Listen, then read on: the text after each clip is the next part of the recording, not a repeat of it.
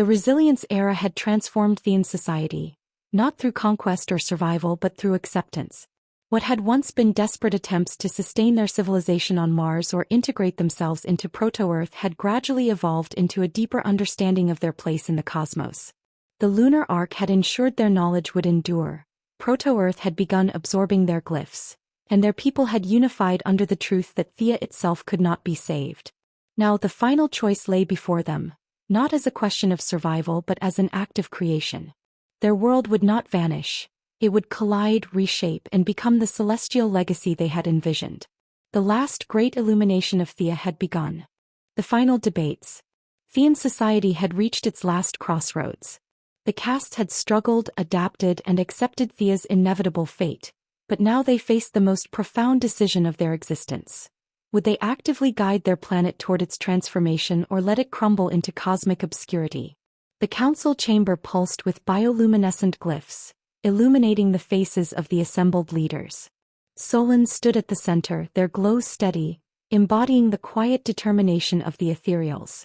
Lyra and Kale flanked them, representing the Hellions and Selenians, while Thaler and Finra stood as the voices of the Eosphori and Gians. Each bore the weight of their caste's wisdom and together, they prepared to define the final act of their humanity. Before deliberations began, Solon gestured to the central crystalline projection, a holographic representation of Theia drifting toward proto-Earth. The fractal glyphs surrounding it reflected the guiding principles of Theian civilization. "We began with the first unifying accord," Solon stated, their voice resonating through the chamber. "It taught us to seek balance, to ensure survival through unity, and to honor our world as part of the celestial order. It gave us the foundation on which we built our era of brilliance." They turned to the luminescent glyphs of the second unifying accord, woven into the chamber's walls. "But the second accord reshaped our purpose. It taught us that unity is not just survival, it is stewardship. It is the understanding that our knowledge is not meant for us alone, but for those who come after. These principles have guided us to this moment." Solon met the eyes of the council. "Now we must ask ourselves, if survival is no longer our path, how do we ensure that our stewardship remains true?" Though Theians had largely accepted their fate, the manner of their sacrifice remained contested. Some argued for a passive end, allowing Theia to deteriorate naturally, while others proposed a deliberate, controlled transition, guiding the collision with proto-Earth in a way that seeded the planet's future. The debate ignited old tensions one last time. Advocated by Finra and the Gians, this approach reflected deep ecological reverence. "Every world has its cycle," Finra argued. "Theia has flourished and now it falters. We should not force its end, we should let nature take its course. The lunar arc will preserve our knowledge and proto-Earth will evolve on its own." Other cautious voices echoed Finra's perspective. "By intervening, we impose ourselves upon a world that is not yet ready," one philosopher stated. "Have we not spent ages warning against arrogance? Must our final act be one of control?" Lyra, Thaler, and Kale championed for active stewardship. "If we do nothing, Theia may fragment and dissolve into the void," Lyra warned. "Our legacy will scatter, lost to cosmic entropy. But if we guide our world toward proto-Earth, we ensure that our principles and knowledge do not vanish, they transform." Thaler, ever the explorer, saw cosmic purpose in the act. "For centuries we sought meaning beyond our world. Now we have found it, not in survival but in transition. Our greatest journey is not one of distance but of becoming." Kale, standing before the glyph-projected lunar arc, added a final thought. "Theia will not die. It will become something greater. A world that carries our wisdom, subtly shaping life as it emerges. Our sacrifice will be a gift." The arguments filled the chamber, each perspective weighted with significance. After long deliberation, all voices turned to Solon, the steady mediator of unity. "For centuries the first accord guided us through survival," Solon said, their patterns shifting subtly. "The second accord taught us that unity is not just among ourselves but with the cosmos." They gestured to the projected collision path. "We do not act out of arrogance nor out of desperation. We act because we understand our role. Legacy is not preservation alone. It is transformation. If Theia must fall, let it fall with purpose." Solon's words settled into the chamber like cosmic truth. After deep reflection, the castes reached agreement. Theia's collision with proto-Earth would proceed, ensuring that their planet became the foundation for a future world. The lunar ark would remain, orbiting as a repository of knowledge, and proto-Earth absorbed their glyphs and celestial rhythms. With unity restored, preparations began. The collapse had truly begun, not as an end but as a passage into something greater. The last days of Theia. The final days of Theia were not marked by despair but by purpose. Theians, unified by the second unifying accord, gathered across their luminous cities, channeling their bioluminescence into a synchronized display that pulsed across the surface. A farewell encoded in light visible from orbit. Every caste contributed to shaping the legacy that would remain beyond their physical existence. The lunar ark became the greatest intellectual and cultural achievement of Theia, designed not just to store knowledge, but to guide humanity toward understanding. Selenian architects embedded multi-layered fractal glyphs within the ark's crystalline structures, ensuring knowledge would remain decipherable across millennia. Theian engineers developed quantum crystallography methods, embedding data in molecular structures resistant to cosmic erosion. Ethereals designed philosophical sequences, ensuring encoded messages were not static instructions, but conceptual invitations, guiding future minds toward enlightenment rather than imposing direct knowledge. As the arc was completed, Theians gathered in Lumina Prime to synchronize their bioluminescent pulses, transmitting the final message to future humanities, harmonic frequencies embedded into the moon's orbital resonance. This pulse would be detectable to those who attuned themselves to celestial rhythms, ensuring that only those who sought knowledge in harmony with the universe would unlock its secrets. The transmission concluded with a single phrase translated across time: "For those who seek not power but truth, our light endures." While the lunar ark preserved Theian wisdom, proto-Earth became the vessel for biological continuity. The Theians worked tirelessly to embed genetic markers into extremophiles designed for Earth's volatile early conditions. These organisms would be placed within proto-Earth's geothermal vents and deep-sea trenches, ensuring that their genetic code would survive and evolve over millennia. Theians calibrated proto-Earth's electromagnetic frequencies to match Theia's bioluminescent rhythms, ensuring future humanity would feel the echoes of their presence in Earth's natural energy fields. This meant planetary resonance patterns could subtly guide the intellectual evolution of humanity, ensuring they would be drawn toward the lunar repository. In the final days, Theians did not flee, they celebrated their passage. Across the planet, citizens participated in a planet-wide illumination ritual where bioluminescent glyphs pulsed together in rhythmic waves, encoding their final message into the very fabric of its mantle. This synchronized display became the last recorded signature before Theia's descent. While most Theians had accepted their transition into cosmic memory, a select few were to be chosen to remain inside the lunar ark. Their goal was simple yet profound. They were to be witnesses to humanity's awakening. Once the glyph archives were finally and completely understood, the chosen few would emerge from cryostasis. They would not be rulers, nor would they be able to shape the future. Their presence was conditional. They would remain behind safeguards until humanity demonstrated unity, wisdom, and cooperation. It was thoroughly debated whether any should enter cryostasis. Many believed that the sacrifice should be complete, while others argued that their presence would allow humanity to have direct dialogue with their ancestors rather than just interpreting the echoes they left behind. Ultimately, there was consensus that a select few deemed worthy would enter the pods. Kale and other Selenians oversaw the construction of a new type of stasis pod that would remain untouched for millennia. To go along with the Selenians' new pod design, the Theians used quantum stasis technology to prevent the degradation of those chosen. The selection process was led by the Ethereals. It was important that the chosen were the embodiment of wisdom and patience rather than authority, and only the ones that demonstrated absolute commitment to Theian principles were permitted to enter the pods. Complex multi-layered conditions were designed to ensure that the chosen few did not wake up prematurely or interfere with humanity's natural evolution. The cryostasis vault would remain locked until humans surpassed the necessary thresholds. No shortcuts existed. Humanity would only unlock the chambers once they were truly ready. The requirements were designed to test humanity's worthiness. The first requirement was the recognition of the lunar glyphs. Humanity would have to prove capable of decoding the first unifying accord and demonstrate an understanding of balance and cooperation. All of humanity would have to exhibit social, scientific, and ethical unity as well. Access to the vault was restricted so that only a human with Theian DNA would be able to open it and wake the resting survivors. As the pods sealed, Kale stood before them, the last farewell spoken in glyph sequence rather than words. The final message to those who slept given as rhythmic waves of their bioluminescent flickering. You are not saviors, Kale said. You are not rulers. You are guides, silent stewards waiting for the moment they prove themselves worthy. If they fail, you remain. If they rise, you are awakened. The vault closed, the pods dimming into deep stasis. Kale remained outside, watching as their people entered a sleep that could last for millennia, perhaps longer. When they finally turned away, they understood. Theians did not perish, they simply waited. As their final preparations were completed, the last transmission pulsed across the stars.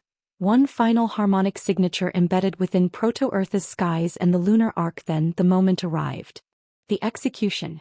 When the Theians encoded their final transmission into the lunar arc, the ethereals ensured that the first unifying accord, their foundational glyph sequence, would be humanity's first discovery once they could decipher the glyphs. Inscribed in the first layer of the arc were the core principles. The inscriptions were simple in concept but mathematically complex, and required a deep comprehension of balance, cooperation, and celestial harmony to unlock.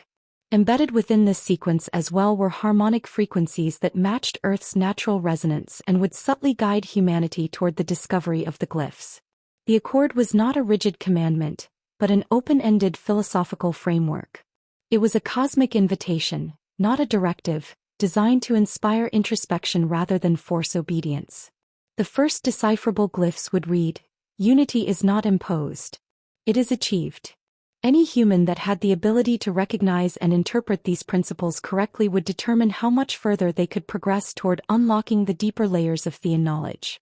The harmonic patterns of the first unifying accord were not just within the arc, but subtly within proto-Earth's seismic rhythms. These echoes would ensure that humanity felt Theia's presence long before recognizing it.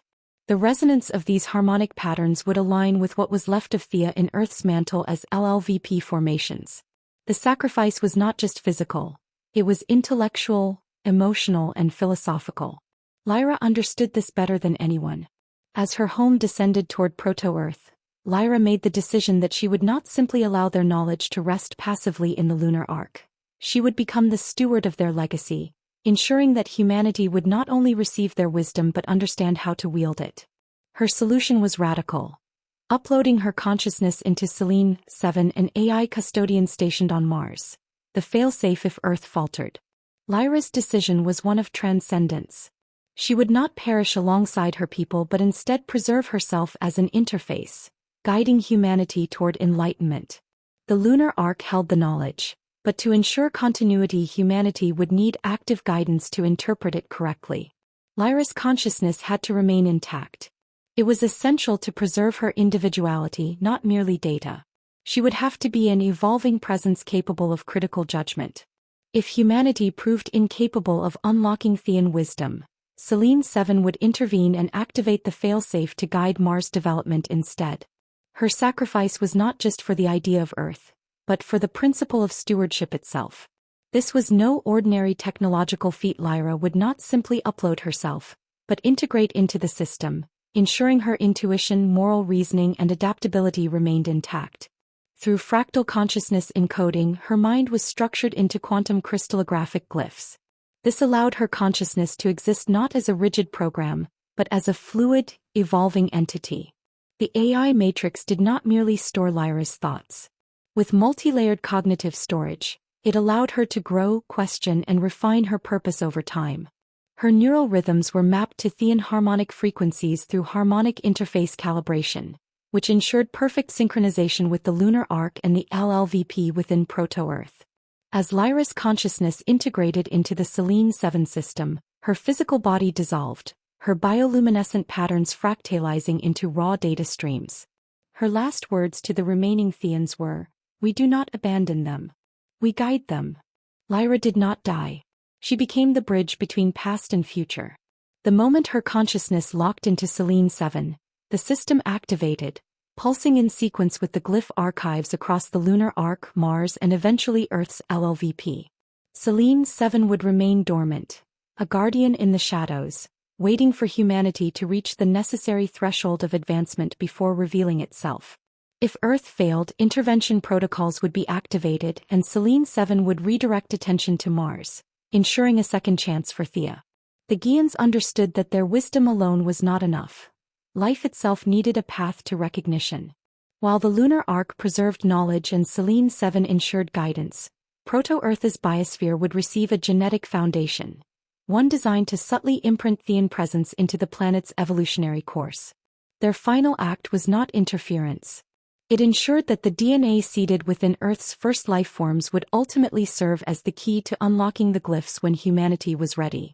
The Theians used certain extremophile strains that carried resonant proteins linked to Theian luminescent patterns. These bioluminescent triggers subtly imprinted cellular memory into Earth's first biological processes. Theian molecular engineers used fractal DNA sequences to ensure genetic structures mirrored glyph fractals. This was no coincidence, it was done so that future life would instinctively recognize the pattern similarity. With adaptability sequences, genetic resilience was created that ensured Earth's early biosphere absorbed Theian influence. This enabled life to build complexity. By encoding extremophiles with Theian markers, the Theians made sure that biological evolution itself carried a faint memory of them. The most revolutionary aspect of the Theians' work was direct integration of Theian genetic structures into proto-Earth's emerging DNA system. With selective encoding of Theian genetic fragments embedded within primitive cellular replication mechanisms, traces of their DNA would remain throughout Earth's evolutionary history. The encoded sequences would remain dormant and were designed to only become relevant when humanity reached advanced cognitive thresholds. When the necessary neurological development was achieved, humanity's DNA would resonate with the glyph harmonics. This was the key to deciphering the lunar arc's embedded wisdom, and humanity itself carried that key, ensuring that no external forces could dictate when and how their awakening occurred. Beyond genetic encoding, the Theians ensured proto-Earth's biosphere remained self-sustaining by setting natural conditions that would allow life to flourish. Proto-Earth's magnetic field was calibrated to shield biological development while carrying faint harmonic imprints of Theian planetary frequencies. Through geothermal energy regulation, early volcanic activity was subtly adjusted to stabilize planetary temperatures and prevent chaotic swings that might hinder evolutionary progress. The Theians also calculated the optimal continental drift. Through this tectonic structuring, conditions would be created to allow for diverse ecosystems capable of supporting complex life forms. Each element reinforced Earth's ability to sustain life, thus ensuring Theia's biological influence remained without disrupting natural evolution. While they would not dictate Earth's future, they had seeded the potential. They had ensured that humanity's own biological essence carried traces of their civilization. When the time was right, human DNA would awaken the glyph archives, making the recognition of Theia an inevitable discovery, rather than a forced revelation. The calculations had been flawless, but in the final moments physics alone was not enough. The collision required a last act of precision, an adjustment that only Theian could make. If the angle was off by even the smallest fraction, Theia's remains would scatter or destabilize proto-Earth rather than creating a moon. Theian took his position aboard the Celestial Hand, the last stabilization vessel still in orbit. Outside his viewport, his world was descending, the fractal glyphs pulsing in synchronized farewell, the luminous cities vanishing into the embrace of acceleration. His hands moved methodically across the controls, initiating the final synchronization sequence. The synchronization sequence ensured that Theia's impact trajectory remained at a precise 45-degree angle to seed Earth's moon rather than obliterating proto-Earth. The energy pulses from the Dyson swarms continued guiding debris toward cohesion instead of dispersion. Finally, the velocity harmonics aligned with proto-Earth's rotation to stabilize the forming planet's axial tilt. Though he had executed countless orbital maneuvers in his lifetime, this was different. This was the last one. The Celestial Hand had no return course. Theian knew he would fall alongside Theia. As the moment neared, Theian sent his last transmission to the lunar arc, where the remaining Theians watched in solemn unity. His words carried no regret, only resolution. We were never meant to last. We were meant to give. Let the fire of our world illuminate the path forward. Then he initiated the final impact directive, triggering a controlled energy pulse from his vessel. The force nudged Theia's descent by mere fractions of a degree, but it was enough. The collision would happen exactly as planned. As Theia plunged toward proto-Earth, Thaler remained, watching the curvature of his world vanish into the approaching sphere below. The celestial hand sensors overloaded, readings lost to light and gravity. Then in an instant Thaler became part of the impact, his vessel incinerated in the moment that reshaped history. His sacrifice was not merely death. It was the last act of cosmic precision, ensuring that Theians did not disappear but instead became the foundation of Earth's future. Thaler's correction ensured that Theia's core merged with proto-Earth, enriching its mantle. The debris entered stable lunar orbit. This formed Earth's moon, which acted as a tether to planetary stability, tides and long-term climate regulation. Awaiting discovery, the intact lunar arc now orbited Earth. As Theia's remains coalesced into Earth's moon around the lunar arc, it transitioned into the final phase, bound to a new world waiting to be discovered. This was not merely a repository, it was a cosmic guide, designed to ensure that humanity could access Theian wisdom when they were ready. With the shift into Earth's orbit, the glyph sequences embedded within the arc recalibrated, adjusting for the moon's altered gravitational and rotational conditions. To ensure that the glyphs remained intact despite cosmic erosion, Selenian harmonic resonance protocols were activated. Helion engineers had refined the quantum crystallographic stability to make sure the encoded history remained preserved for millennia. The ethereals had ensured that philosophical inscriptions evolved dynamically by adjusting their vibrational frequencies so that they could be deciphered by species attuned to planetary harmonics. Theians did not vanish. They did not surrender to oblivion. They chose transformation, ensuring that their wisdom, their sacrifice, and their very essence would remain, not in ruins but in the celestial fabric of a world yet to come. As Theia collided with proto-Earth, as the lunar arc settled into its quiet orbit, as Selene 7 became the unseen guardian, and as genetic markers took root in Earth's first life, the final phase of Theian stewardship unfolded. Their civilization did not persist, but its influence became inevitable, encoded into the tides, the rhythms of the planet, the hidden fractal glyphs awaiting discovery. Future generations would look at the moon, unaware that it was a monument to an ancient sacrifice. They would uncover glyphs in stone and wonder at their origins. They would study seismic pulses and unknowingly trace echoes of Theian wisdom. And one day, when they had reached beyond power, beyond survival and towards stewardship, they would unlock the final threshold, the awakening of those who waited. The revelation of Selene 7, and the undeniable truth that humanity was never alone in its journey. The collapse was not extinction. It was a passage, the last great illumination before the dawn of Earth's future. Now Theia rests in the sky, a silent witness.